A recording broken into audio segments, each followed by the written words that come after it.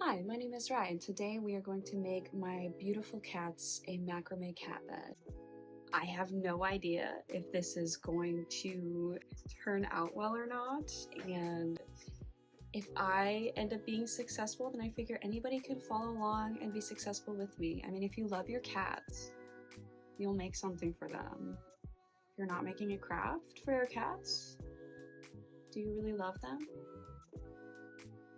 Anyway, let's get started. So for this DIY cat bed, we're going to need macrame cord, scissors, two 18-inch metal hoops, wood beads that are optional, 18-inch round pillow, which I don't have. I'll probably just use blankets in there, a plant hook to mount to the wall, a measuring tape, and it says small clamps optional, and I don't have small clamps, and I also don't have a plant hook yet. I'm just gonna jump right in.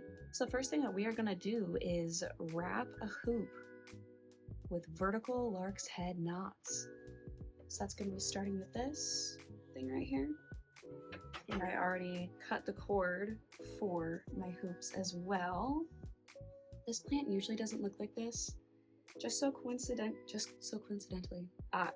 Coincidentally, my son decided to knock my monstera down off of its stand. So that was like a little collaboration. If you see like dirt everywhere, that's my son. That's our special collab that we've done together. Lark's head knot. So you make a little loop. You bring it over.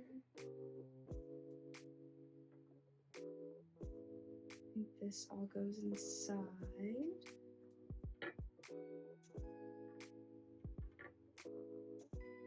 Yes, let's go. There she is. Proof that I did it. Let's get started. So you just make a whole bunch of lark's head knots. So you just go down the way. Yes. Oh my gosh. Okay. This is gonna be great. Let me see if I can pull kind of tight to make sure. Oh, I'm already doing it wrong. Let's try again. Go above, go in front, come behind. There we go. Go in front, come behind. Yes. This is wonderful. It looks legit. If I start getting red and sweaty, I don't have air conditioning. And it's like 1,000,000% humidity because it's been raining today, as you can tell by the lack of sunshine. And I'm probably not going to turn a fan or anything on because that would make for really terrible audio quality. My house was built in or before the 1880s, and no one up to this point has put in air conditioning. And to be honest, I probably won't either because that's really expensive. So I kind of just want to move, maybe. Not to mention that it's haunted.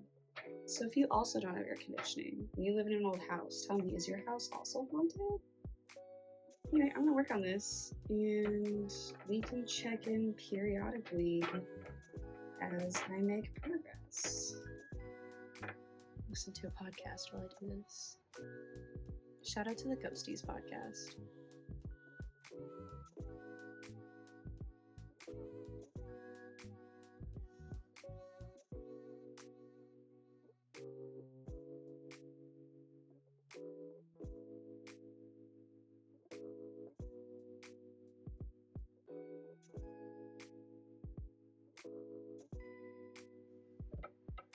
You're halfway done, about, with the first hoop. Just 3 more hoops to go after, hey, only like 12 minutes. That's not bad at all.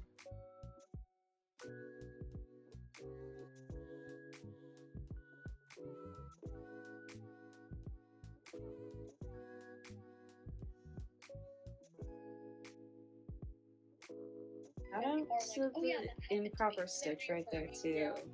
I'm doing such a good job. Yeah, it freaks me out.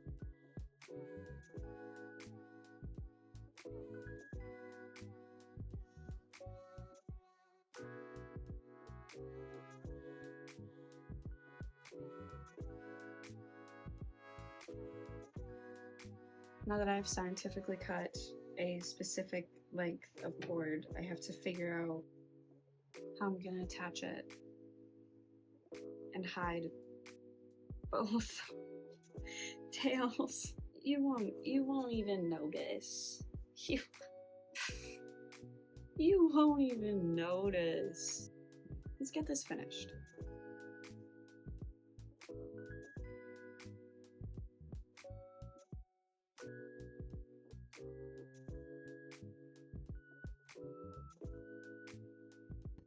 I may have made another mistake.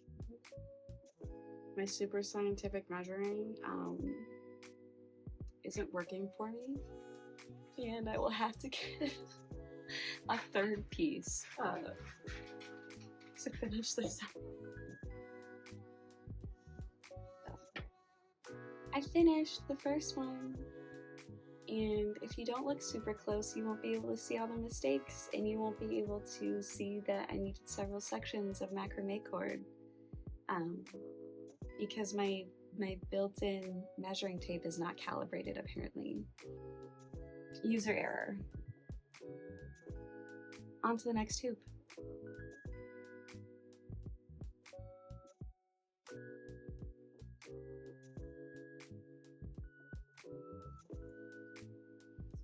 Surprise, surprise.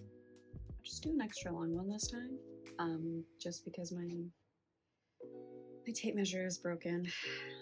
Faulty manufacturer, I believe. We'll just pretend this isn't happening. So if we can just keep this between us, that'd be great. Thank you. I feel like I should elaborate on my haunted house comment earlier. So I want to first start out by saying that there are 3 confirmed deaths within my house. So there's a mother and a daughter who were in the same family, and the 3rd person that died here was actually the county coroner almost 100 years ago. And so I'm gonna tell you the story of my first experience in this house. That actually happened the first day that I was here alone. My daughter was just a little baby, and my fiance was at work, and I had went to let the dogs outside. So I went through the front entryway, I put them on the tie-outs outside, and I went back through the hallway to grab them a bucket of water since it was hot outside, it was summertime.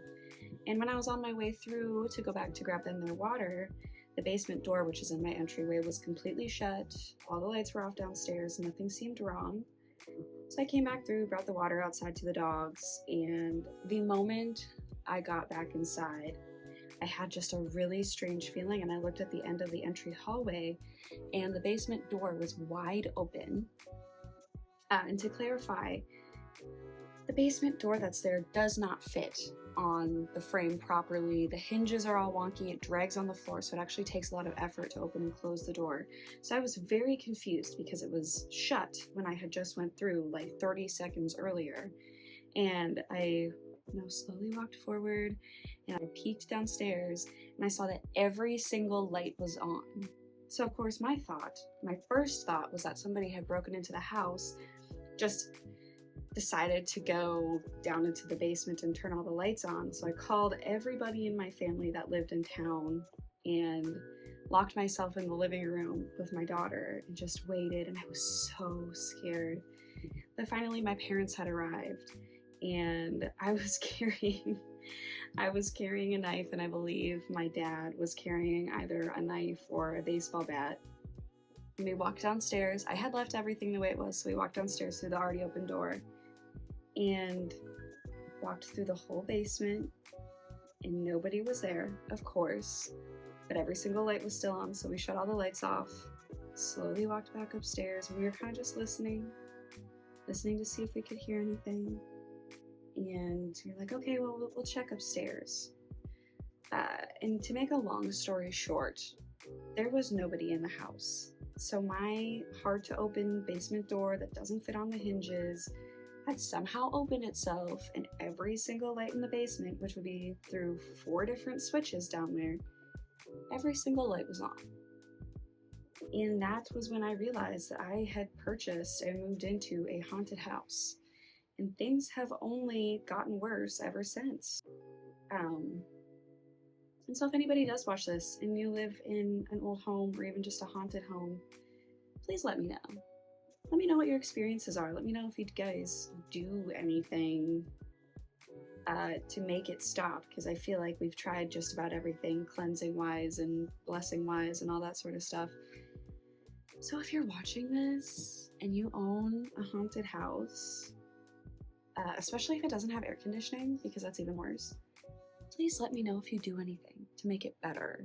Otherwise, I will just accept that I'm living in a haunted house until I can leave. And that being said, I have finished covering the second hoop. I could not tell you how long this has taken. I can put a timestamp on the screen because I bet this will take forever. And at this moment, I only have until my kids wake up. So let's start on the actual hanging portion. We are starting by bringing together all of my super long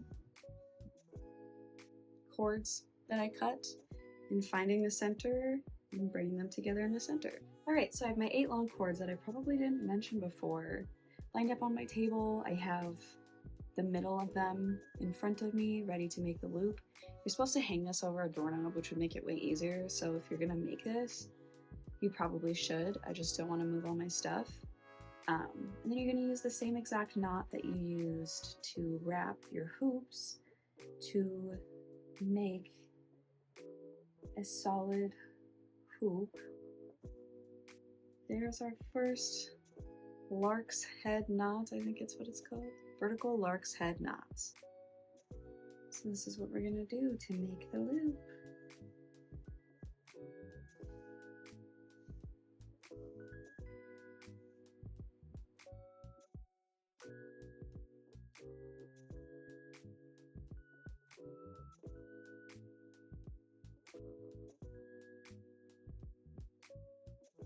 All right, I think I've made enough knots for a decent sized loop. I think that's pretty good. Anyway, I'll bring it all together, get it tightened up, and then we'll move on to the individual hanging strands.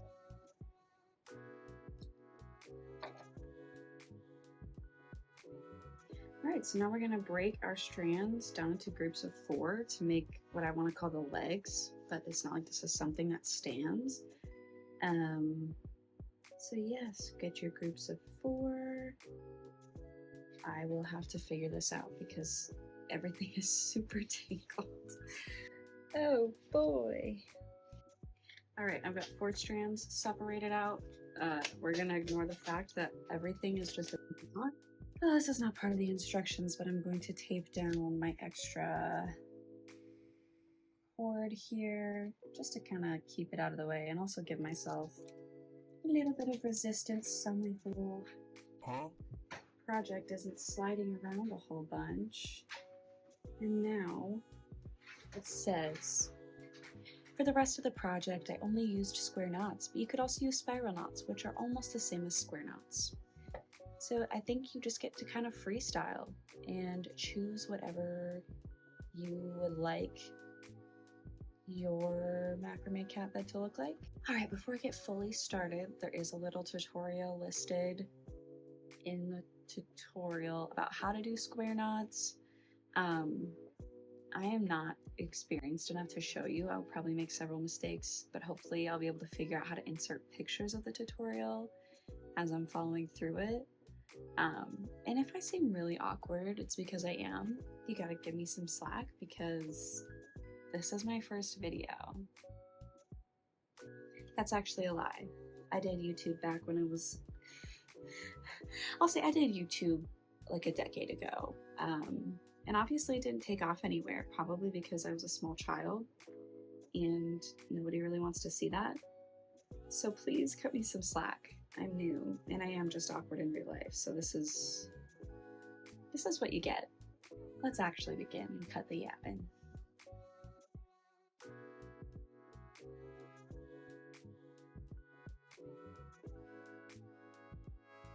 Nope.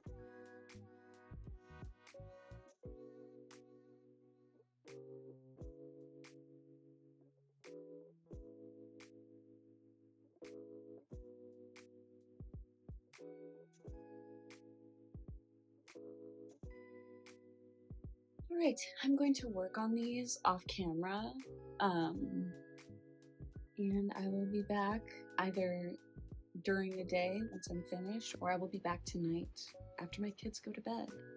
I'll see you later. My kids woke up shortly after I finished the first strand of the hanging portion of the cat bed, so now you get voice over me. I was going to try to alternate between spiral knots and square knots, but I couldn't figure out how to make the knots actually spiral, even though I was following steps from a tutorial I had looked at. So in the end, I just decided to use square knots with spaces of straight cord between just to add a little bit more interest than straight square knots. And it took me about an hour to get all 4 strands completed, but once all 4 strands were complete, it was time to attach the first hoop to the strands using a square knot underneath the hoop. And once the hoop was attached, I hung it up on a plant hook that I'd already had mounted to the wall so I can make the basket portion of the cat bed.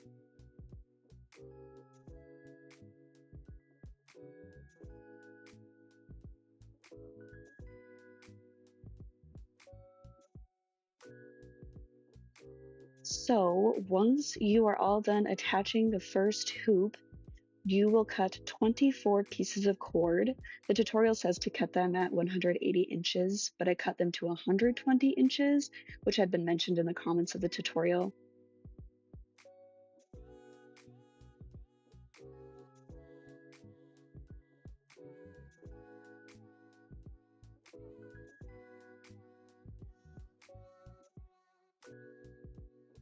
You are going to make the sides of the basket, and you are going to make the basket using square knots. So just joining the strands together with square knots. This part took me another hour from cutting and attaching the extra cords to making the square knots for the basket. So it was still pretty time consuming between steps. I also found it was kind of difficult to do the square knots evenly since it was hanging there and my hoop was hanging kind of wonky since the plant hook was super close to the wall and not made for an 18-inch hoop to hang off of it. But I figured it out. I feel like it looked okay in the end. It wasn't perfect, but I wasn't looking for perfection. And you'll do the second set of square knots, so that way you have a solid place for the second hoop to attach to. All right, once you have all of these square knots completed for your basket, you will attach the bottom hoop with the same square knots that you used to attach the first hoop. At the end, I gathered all the cords together in the middle and tied them together just using a basic knot.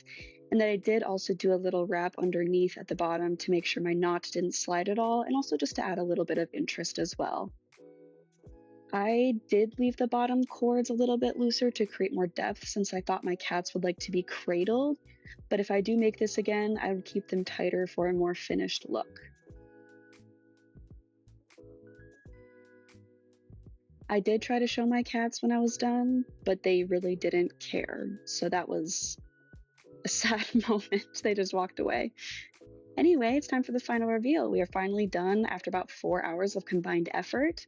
My cat Fluffernutter absolutely loves this cat bed. She's just super small compared to my other cat Yeti, so she was more willing to jump up. He has yet to try it out. But I love this cat bed so much. I ended up adding 2 rolled blankets, which doesn't look as finished as a pillow, but I still love it. Thank you so much for joining me today. I will have the tutorials linked in the description. I hope you are inspired to try to make this. See you next time.